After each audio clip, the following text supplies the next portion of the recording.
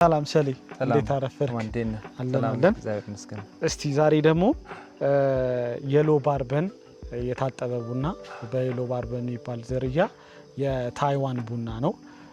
እስቲ ደግሞ ከኛ ጋር ያለውን ልዩነት በደንብ ታያዋለህ ማለት ነው። አሁን የምንሰራው V60 ይሆናል። ይሄንን እያፈላን እየሰራን ምናልባት እንዴት ወደ ቡና ስራ መግባት እንደፈለክ ያገኘሃቸው ነገሮች ከቡና ስራ ላይ ያገኘሃቸው ነገሮች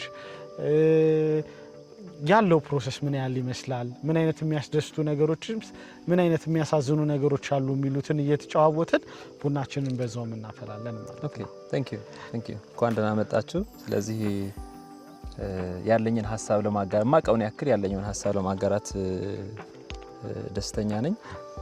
አሁን በዚህ በዳይመንድ የቡና ተክል ልማት ከመጣ ኦልሞስት ዛሬ 7ኛው ወይ 8ኛው ወሬ ነው። ብዙ የሚያስደስቱ ነገሮች አሉኝ። የሚያስደስቱኝ ነገሮች ሞር የምፈልገውን ሙያ ወይ ደግሞ የተማርኩበትን ሙያ ከባችለር እስካሁን ድረስ ካለሁበት የትምህርት ደረጃ እስክደር ድረስ በህይወቴ ውስጥ ኤክሰርሳይዝ ያረኳቸው የመጣሁት አንዱን የላይፍ ስኪል የአፈር ጤንነት ወይ ደግሞ ሶይል ሄልዝን በተቻለ መጠን ኢንሪች ማድረጉ ላይ ነውና እሱን ወደ መሬት ተግባር መዋል ስለቻልኩ በጣም ደስተኛ። እስከዛሬ ቲዮሪ ነበር ማቀው፣ ቲዮሪውን ወደ ተግባር ለመለወጥ ሞክሬያለሁ። ስለዚህ አሁን እዚህ የምናየው በቡና እርሻችን ላይ የምናያቸው የአፈር ለምነቱን፣ የአፈር አሲዳማነቱን፣ የአፈር ስነ ምህዳሩን እሱን ከመጠበቅ አንጻር ሞያን ኤክሰርሳይዝ እንዳደርግ ስለረዳኝ በጣም ደስ ብሎኛል። ካም በፊት ኢትዮጵያ ውስጥ የተለመደ አይደለም ይሄ የኦርጋኒክ አግሪካልቸር ወይ ደግሞ የተፈጥሮ ሪሜዲ ሪሲፒ ተፈጥሮ ማዳበሪያ የመሳሰሉት ነገሮች መጨመር የተለመደ አይደለም። የአፈር አሲዳማነት ማከም የተለመደ አልነበረም። ያንን ለማከም በኖራም በአጥንት በቨርሚ ኮምፖስት በኮምፖስት በመሳሰሉት ለመጠቀም እየሞከርኩኝ አትሊስት የአፈር ለምነቱን ለማሻሻልና የቡናውን ጥራት ከፍ ለማድረግ የሚያስችል ስራ ጀምሬያለሁ። በጣም ደስ ብሎኛል። የአካባቢው ማህበረሰብም ከዚህ እየተማረ አትሊስት ምን ልስራ እንዴት እንስራ እርሻችን ጋር እየመጣ ጓሯችን ጋር እየመጣን አግዘን ማለት ጀምሯል። በጣም ደስተኛ ነኝ። ምናልባት ሶፋር እስካሁን ድረስ በቆየባቸው የሚያሳዝን የሚል ነገር ያየሁት ነገር የለኝም ሶፋር። ምክንያቱም ብዙ ጊዜ ብዙም አላስተዋልኳቸውም ከሚያስደስቱ ነገሮች ምናልባት ለወደፊቱ ካየኋቸው እሱን ሼር ለማድረግ ዝግጁ ነኝ። አመሰግናለሁ። እሺ ይሄ አሁን እየሰራን ያለ ነው V60 ይባላል ማለት ነው። ምናልባት ፊልተሩን አይተህ ከሆነ ይሄ ራሱን የቻለ የብረት ፊልተር አለው ማለት ነው። ሌላ ጊዜ ሲሆን ውስጡ ወረቀት ይኖረውና ወረቀቷን ሪሂንስ አድርገን የምንሰራበት ነው የሚሆነው ማለት ነውና ይሄ ኦሬዲ 1:60 ሬሽዮ ነው የምንሰራው። 1 ግራም ቡና ለ16 ml ነው የሚሆነው ማለት ነው። የመጀመሪያውን ስንሰራ እስከ 60 ግራም ወይ ደግሞ እስከ 60 ml ድረስ ለ45 ሰከንድ ብሉም እንዲያደርግ እንጠብቋለን። ውሃችንን ካረግን በኋላ ያ ማለት ጋዙ በደንብ በቶ ይወጣል ማለት ነው። ስለዚህ በ3 ፖርሽን አፍልተን ቡናችንን እንጨርሳለን ማለት ነውና እስቲ ጣዕሙንም ለማየት ያህል ይሄኛው አሁን 3ኛው ፖሪያችን ይሆናል። ሽንካየነው በኋላ ታያዋለህ ማለት ነው። ምናልባት እዚህ ቡና ኢንዱስትሪ ላይ ሊገቡ የሚችሉ ሰዎች ካሉ ወጣቱም ካለ እንዳስተማሪነትህም ቅድምም እንደነገርከኝ እንዳስተማሪነትህም ምን ትመክራለህ? ቡና ላይ የሚገቡ ሰዎች ቡና ላይ ያሉትን ቻሌንጆች እስቲ ምን ትመክራቸዋለህ ላሉትን ሰዎች? ታንክ ዩ ይሄን ለመቅመስ ዝግጁ ነኝ፣ ለመጠጣት ሼር ለእንጆይ ለማድረግ። ቡና እርሻ ላይ ስትገባ ፓሽን ይፈልጋል። ፓሽን፣ ፍቅር፣ ዴዲኬሽን፣ ኮሚትመንት፣ ኢንቴግሪቲ ይፈልጋል። ስለዚህ የሙያ ፍቅር ከሌለ ሙያን ኤክሰርሳይዝ ላድርገው ብለህ የራስህ ዝግጁነት ከሌለ ዴዲኬሽን፣ ኢንቴግሪቲ፣ ኮሚትመንት እነዚህን ነገሮች ከሌሉ ባትመጣ ይሻላል። እነዚህን ነገሮች ካሉ ግን የቡና ምርት ጥራቱን ጠብቀህ ለማምረት ወይም ደግሞ የምትፈልገውን ነገር የእርካታውን ጣራ የሙያን ኤክሰርሳይዝ ለማድረግ የእርካታውን ጣራ ለማምጣት ግን ከቡና እርሻ የተሻለ አለ ብዬ አላምንም። ምክንያቱም እዚህ ተፈጥሯዊ ነው፣ ኬሚካል የምትረጨው ነገር የለህም፣ ጤነኛ ነህ። ሁሌ የምታየው ነገር በጣም የሚያስደስት ነገር ነው። ሁሌ በየቀኑ ለውጥ አለ፣ አዳዲስ ነገሮች በየቀኑ ትማራለህ ማለት ነው። ከአፈር ለምነት እስከ የዛፉ ኢኮሎጂ ኢኮሲስተም ኢኮሎጂን፣ ፎረስት ኢኮሎጂን፣ ፖሊኔሽን ኢኮሎጂን የማህበረሰቡ ከማህበረሰቡ ጋር ያለ መስተጋብር እነዚህ ሁሉ የምታይበት ነው። ሴም ታይም ገዢዎች እንደናንተ ደግሞ አይነት ተመራማሪዎች አስተማሪዎች ሲመጡ ከነሱ ጋር የምትወስደው ብዙ ትምህርት አለ። እነዚህን ሁሉ ጨምረህ ቀማምረህ በተቻለ መጠን ውጤታማ ስራ ለመስራት የሚያስችል አይዲያል የሆነ ፕላትፎርም ነው። አይዲያል የሆነ የስራ ቦታ ነው። ስለዚህ የስራ ፍቅር ያለው ኮሚትመንት ያለው ሰው ካለ ግን በትንሽ መሬት ብዙ ምርት ማምረት የሚቻል በትንሽ ነገር ለብዙዎች አርአያ የሚሆንበት ለብዙዎች መፍትሄ የምታበጅበት ትልቅ የስራ ምህዳር ነው። በተጨማሪም ደግሞ እዚህ ከመጣ አንዱን ስራ ብቻ አይደለም ሌሎችም ከማህበረሰቡ ጋር ውለህ የምትፈታቸው መፍትሄዎች አሉ። ማህበረሰቡ የኛን ሙያ ይፈልጋል። ለምሳሌ በአርሶ አደሩ ግቢ ብትገባ አርሶ አደሩ ጋር ብትሄድ ያለው የቡናው ጥራት የቡናው ዛፍ የመጎሳቆል ነገር አለው። ምናልባት እንደ ተከፋበትም ሊሆን ይችላል። ይሄም ቆጥረው የማህበረሰቡ ጋር ያለው የቡና በሽታ የቡና ተባይ አለቃቀም የቡናው አለቃቀም እነኚህ የመሳሰሉ ክፍተቶች አሉ ጋፖች አሉና እነዚህን ለመሙላት በጣም ደስ ይላል። ቆንጆ ነው። ታንክ ዩ። ስለዚህ ማህበረሰቡ ጋር የምታየው ነገር ክፍተት በተለይ የቡና በሽታ አለ።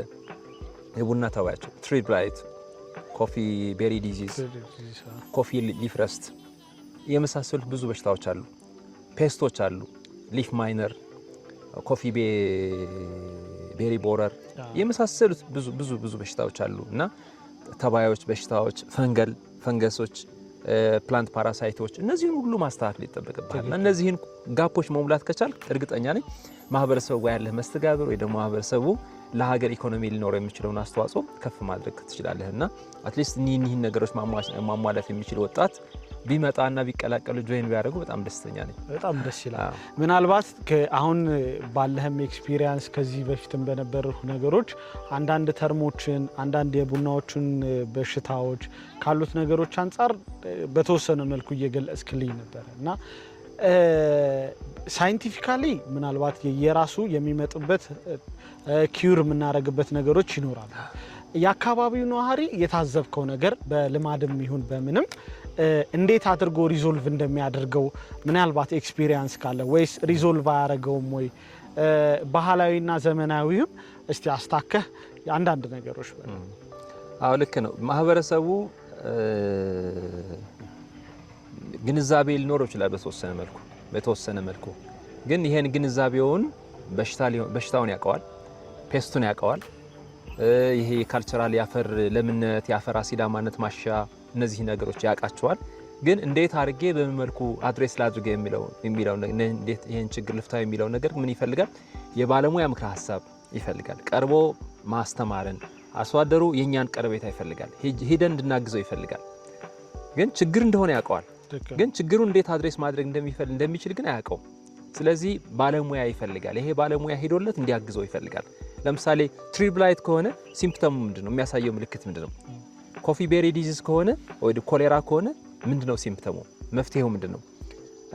ኮፊ ዊልት ዲዚዝ ከሆነ እንደገና ደግሞ በተመሳሳይ ምንድነው ምክንያቱም ሲምፕተሙ ምንድነው? መገለጫው እንዴት ማኔጅ ማድረግ ይቻላል የሚለው ባለሙያው ነው ሊያሳየው ሊተገብረው የሚችለው። ብዙዎቹ በቀላል ነገር የሚፈትኗቸው ለምሳሌ የአፈር ለምነቱን በማሻሻል የአፈር አሲዳማነቱን በማሻሻል ወይ ደግሞ ከአፈርና ውሃ ጥበቃ ጋር በተያያዘ ሸድ እነዚህን ማኔጅ ከዘር መረጣ ከነዚህ ከዝርያዎች ዘር እነዚህ መረጣ ማድረግ ከቻል ከችግኝ ዝግጅት ጀምሮ ያለውን ነገር መስራት ከቻል እርግጠኛ ነን እነዚህን ችግሮች አድሬስ ማድረግ ይቻላል። ግን ማህበረሰቡ የኛን ኮሚትመንት የኛን ዴዲኬሽን የኛን ኢንቮልቭመንት ይፈልጋል ማለት ነው እንጂ ማህበረሰቡ ይፈልጋል ያውቀዋል ችግሩ።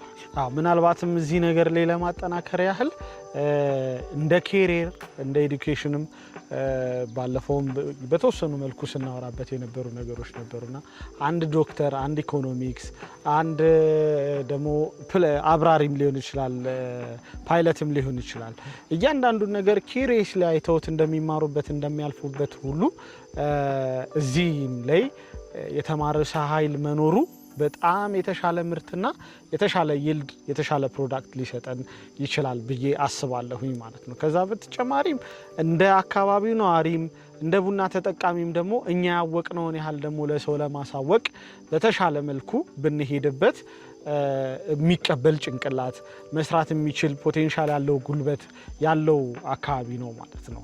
ምናልባት በነበርክባቸው በቆየህባቸው ጊዜያቶች ውስጥ ምን አይነት ነገሮች አስደሰቱ?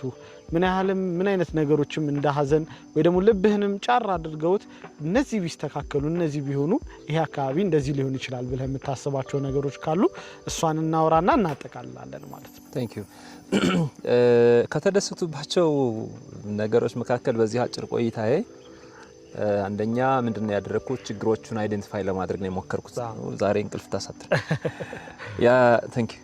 ያየሁት ነገር ምንድነው መጀመሪያ እንደመጣው አካባቢን ያየሁት ቡናውን ያየሁት በደንብ አርጌ ቡናው አሁን ያለበት ስታትስ ምን ይመስላል፣ ማሳው ምን ይመስላል፣ ምን አለው ምን የለውም፣ ምን ሲጎለዋል፣ ምን ሕክምና ያስፈልገዋል የሚለውን ነገር ለማየት ሞከር።